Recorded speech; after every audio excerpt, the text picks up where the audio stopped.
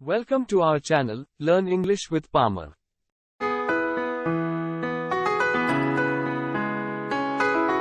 Dad, I really need to talk to you about something important. Sure, son. What's on your mind? I know you've been thinking about finding a girl for me to marry, but there's something you should know. I'm already deeply in love with someone. Oh. Who is she? Have you introduced her to us? Her name is Isha, and she's amazing. We've been together for a while now, and I can't imagine my life without her. I understand, son. But marriage is a serious commitment.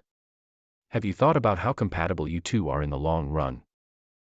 Dad, I've thought about it a lot. Isha and I have discussed our future together, and we're on the same page about everything. I see. But what about our traditions and family expectations? Dad, I respect our traditions, but I believe love should be the foundation of marriage. Isha and I have a strong bond, and I know we can overcome any challenges together. Son, I just want what's best for you. Are you sure Isha is the right choice? Dad, I've never been more sure about anything in my life. Isha completes me in ways I never knew were possible. I hope you can support us and bless our relationship.